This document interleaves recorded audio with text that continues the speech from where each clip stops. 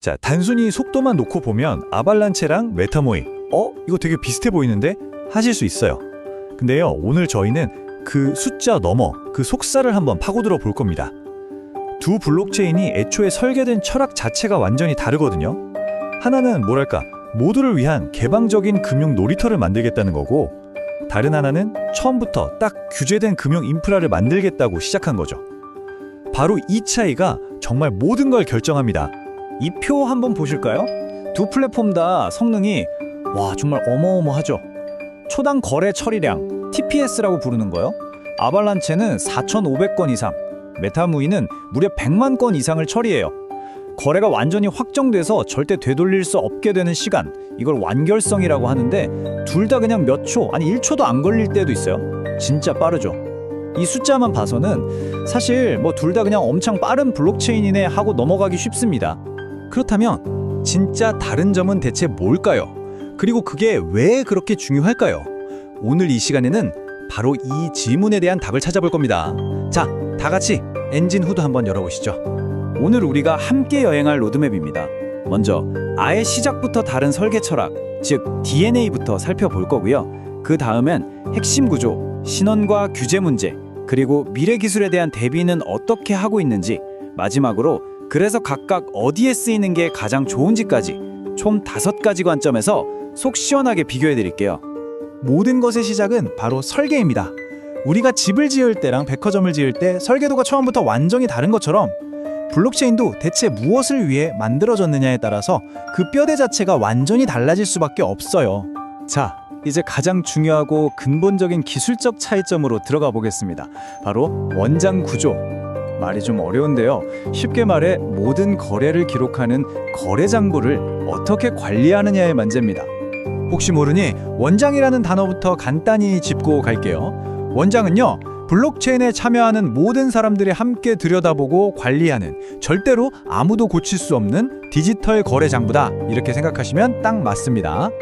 이 그림을 보시면 차이가 확 와닿으실 거예요. 왼쪽 아발란체, 이거 딱 보면 뭐랄까, 사람들이 막 뒤섞여 있는 거대한 광장 같지 않나요? 디파이, NFT, USDT 거래, 뭐든 간에 전부 다 이 하나의 공유 장부에 기록이 되는 거예요. 근데 오른쪽 메타무이를 보세요. 완전 다르죠? 각 프로젝트마다 아예 전용 고속도로를 깔아주는 거예요. 이걸 파라체인이라고 부르는데, 지금 보시는 이 USDT 전용 도로에는 오직 USDT 거래만 다니는 거죠. 이렇게 딱 격리해버리니까 당연히 보안이나 효율 면에서 어마어마한 차이가 생길 수밖에 없어요. 표로 정리해보면 이렇습니다. 아발란체는 스마트 컨트랙트라는 프로그램을 기반으로 자산을 만들고 모든 활동이 하나의 공유 원장에서 벌어져요. 그러니까 한 프로젝트에서 문제가 생기면 다른 프로젝트까지 위험해질 수 있는, 말하자면 리스크 공유 구조인 거죠. 반면에 메타무이는 자산 자체가 그냥 시스템의 기본 부품, 즉 네이티브 자산이고요.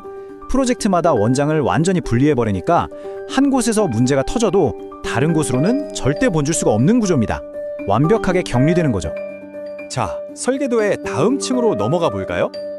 이번에는 사용자의 신원, 그리고 규제 문제를 어떻게 다루는지에 대한 이야기입니다.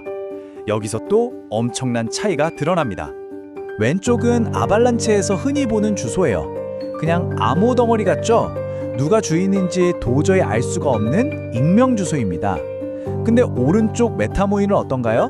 디드, 메타모이, 알리스처럼 사람이 딱 보고 아, 앨리스 거구나 하고 알 수 있는 분산 아이디, 즉 DID를 씁니다.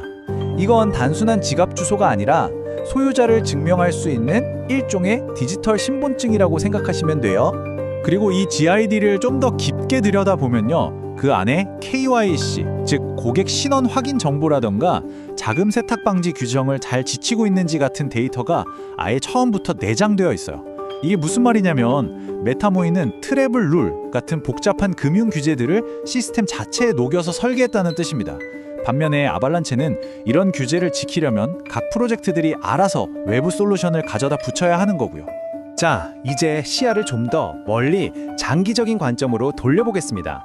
바로 미래의 거대한 위협, 양자 컴퓨터에 대한 대비는 어떻게 되어 있을까요? 핵심 문제는 이겁니다. 언젠가 정말 강력한 양자 컴퓨터가 등장하면 지금 우리가 쓰는 비트코인, 이더리움, 아발란체 같은 블록체인들의 보안 암호는 그냥 종이장처럼 뚫려버릴 수 있다는 거죠. 이건 정말 심각한 문제입니다. 그런데 메타모이는 이 골치 아픈 문제를 설계 단계에서부터 이미 다 계산에 넣고 만들었어요. 이 그림처럼요, 나중에 양자 내성 암호, 그러니까 PQC로 넘어갈 때 사용자는 아무것도 할 필요가 없어요. 내 지갑 주소요, 그대로 쓰면 됩니다. 내 자산요, 옮길 필요 전혀 없고요. 서비스 중단? 그런 거 없이 그냥 아주 스무스하게 업그레이드가 딱 되는 거죠. 정말 대단하죠? 반면에 아발란체는 상황이 훨씬 복잡하고 어려워요. 양자내성 암호로 넘어가려면 네트워크 전체를 뒤엎는 대공사, 즉 하드포크를 해야 할 수도 있고요. 그럼 모든 사용자가 주소를 새로 만들고 자산을 일일이 다 옮겨야 합니다. 이건 정말 생태계 전체가 마비될 수도 있는 엄청나게 복잡하고 위험한 과정이에요. 미래를 얼마나 내다보고 설계했는지 여기서 큰 차이가 드러나죠.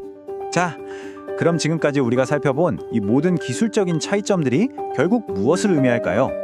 바로 각 블록체인이 어떤 분야에서 가장 빛을 발하는지를 결정하게 됩니다. 이 표가 사실상 모든 걸 말해주고 있어요. 보세요. KYC/AML 같은 신원 인증, 인터넷 안 될 때도 쓸 수 있는 오프라인 결제, 전자세금 계산서 같은 기능들. 메타무이에는 이런 것들이 아예 핵심 기능으로 딱 박혀있죠. 반면 아발란체는 이런 기능이 필요하면 외부에서 다른 서비스를 끌어와야만 합니다. 메타무이가 얼마나 제도권 금융 환경에 딱 맞춰져 있는지 명확하게 보여주는 대목입니다. 그렇다면 아발란체는 어디에 가장 좋을까요? 바로 디파이, 즉 탈중앙화 금융이나 게임, NFT처럼 누구나 허락 없이 자유롭게 들어와서 만들고 즐길 수 있는 그런 개방적인 생태계를 만드는 데는 정말 강력한 플랫폼입니다. 개발자들의 놀이터라고 할 수 있죠. 반대로 메타무이는 신원 확인과 규제 준수가 생명인 분야에 완전히 특화되어 있어요. 예를 들면 달러처럼 가치가 안정적인 디지털 자산, 스테이블 코인이라든지 아니면 각국 중앙은행이 직접 만드는 디지털 화폐, CBDC 같은 거요. 이런 차세대 금융 인프라를 구축하는 데는 메타무이가 최적의 선택지인 셈이죠. 딱 한 문장으로 요약해볼까요? 아발란체는 디파이와 게임을 위한 빠르고 이미 검증된 멋진 플랫폼입니다. 그리고 메타무이는 스테이블 코인과 CBDC 같은 미래 금융을 위해 정말 처음부터 끝까지 철저하게 설계된 독보적인 플랫폼이라고 할 수 있겠습니다. 여기서 우리는 한번 이런 질문을 던져볼 수 있을 것 같아요. 과연 미래의 금융은 모든 걸 다 할 수 있는 하나의 거대한 만능 블록체인 위에서 돌아가게 될까요? 아니면 각자의 목적에 맞춰 고도로 전문화된 여러 블록체인들이 서로 연결되는 네트워크 세상이 올까요? 오늘 저희의 분석이 이 질문에 대한 여러분 각자의 답을 찾는데 조금이나마 도움이 되었기를 바랍니다.